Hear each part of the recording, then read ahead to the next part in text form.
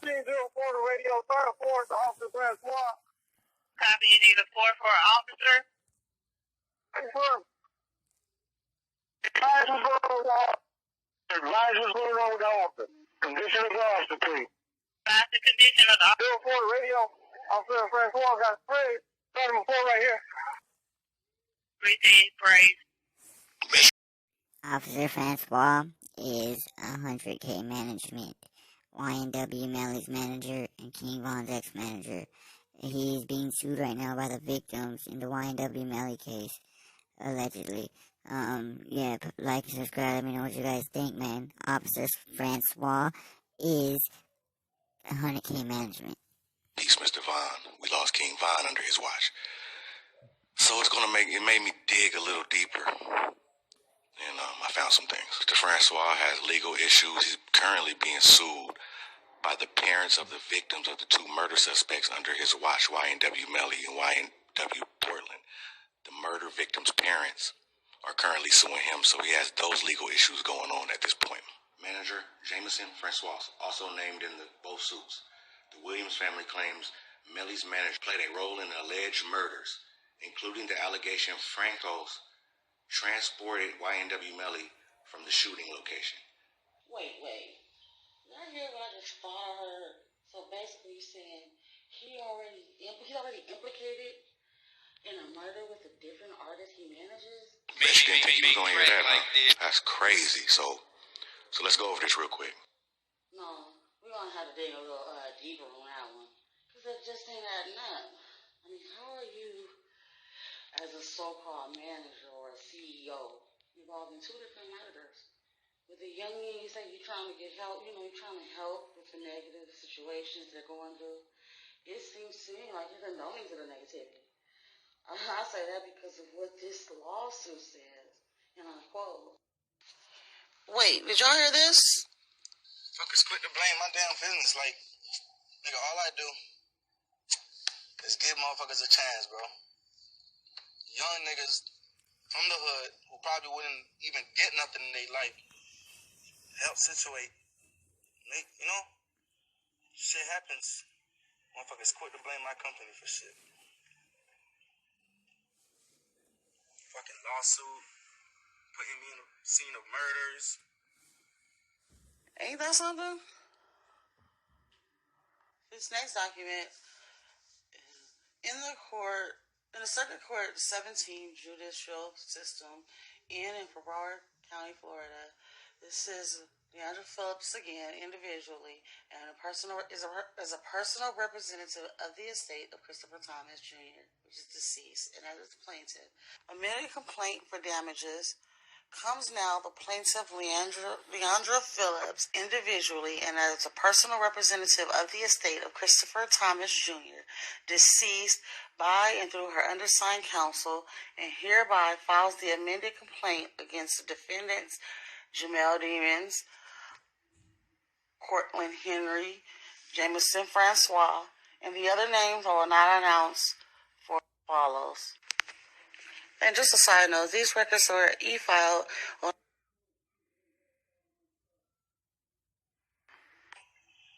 Shit happens.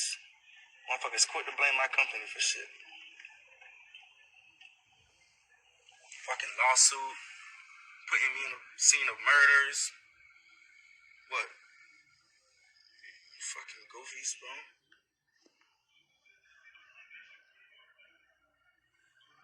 That's why I ain't signing no more people. Fuck that shit. I ain't signing no more people, bro. I'm good. I'm gonna take my millions and retire. Go on a vacation. I ain't signing no more people. Since the police steady trying to make me look like the bad guy, my company the bad guy, fuck it.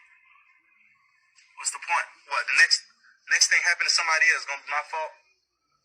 Every time something happens, it's my fault, right? You bitch. It's my fault.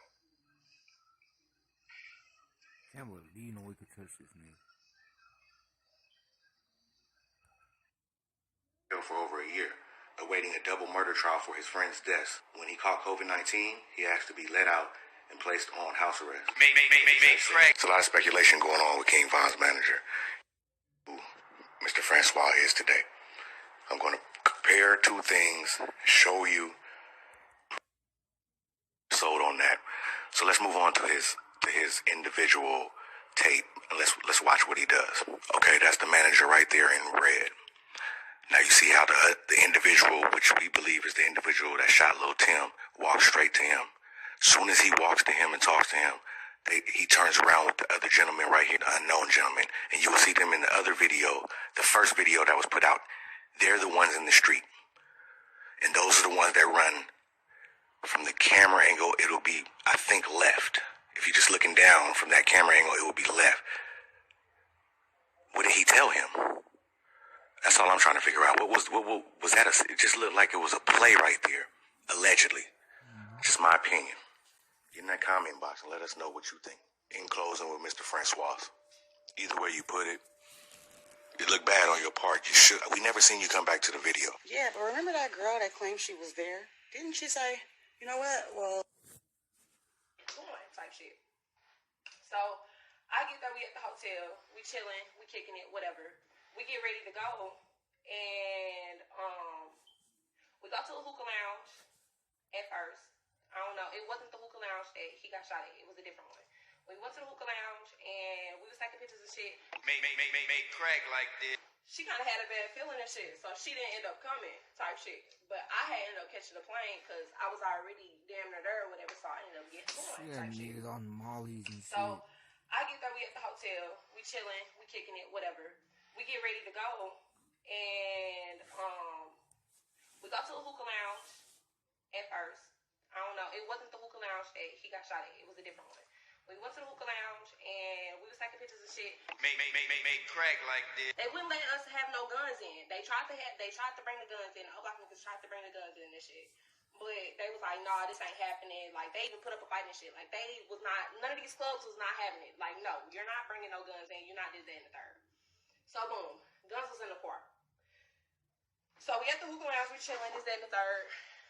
Talking to, we all talking and shit. They taking pictures. We literally there for like 15 minutes, 15, 20 minutes. Smoking hookahs, whatever. Take pictures, get up, go.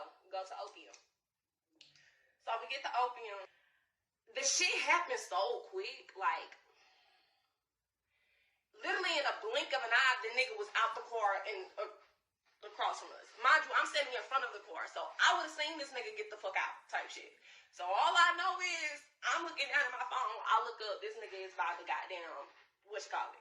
So all we see is commotion and shit. So I turn around, I'm looking, around or whatever, and all I see is motherfuckers punching that nigga, like stomping niggas out. I'm like, damn, then we hear shots. Literally 2.5 seconds, all of this shit happened. Make crack. So quick, like. So all I know is, I'm looking down at my phone, I look up, this nigga is by the goddamn, whatchamacallit. So all we see is commotion and shit. So I turn around, I'm looking, around or whatever, and all I see is motherfuckers punching that nigga, like stomping niggas out. I'm like, damn, then we hear shots. Literally 2.5 seconds, all of this shit happened. Like, So no matter what, that is still confusing, because Mr. Francois, he never stated what happened to him after he got shot. Nor did he say anything about what hospital he even went to. But he had a lot to say, in my opinion. Only in my opinion, but he had a lot to say about Von and his family.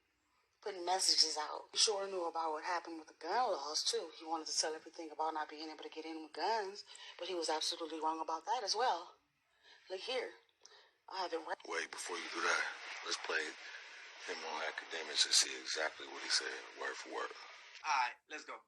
So at that time, this is where the security come in at. At that time, we're telling security, hey, it's time to go in now. Von's ready. You know what I'm saying? We've been here too long. Let's go inside the club.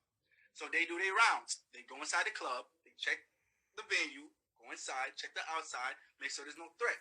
Now, common sense, if you guys know, security, nobody cannot go inside a club with a weapon. No matter who you is, you cannot enter a building with a weapon, especially a venue. So being alert that we're going into the club, all security put their weapon inside their cars. Because we're thinking we're going inside the club. Now, that's not true. Georgia Governor Nathan Deal signed a new gun law Wednesday. Expands the number of public places where licensed owners are allowed to carry their weapons. Let's take a look at it. Before the new law, gun owners were not allowed to bring their firearms into bars unless the bar owner specifically allowed it. But under the Safe Carry Protection Act, the emphasis is reversed. A patron can bring the guns into the bars unless the owner tells him or her to leave. Number 1, bars. Number 2, churches. Number 3, schools. Number 4, airports. Number 5, government buildings. Number 6, no database of gun owners.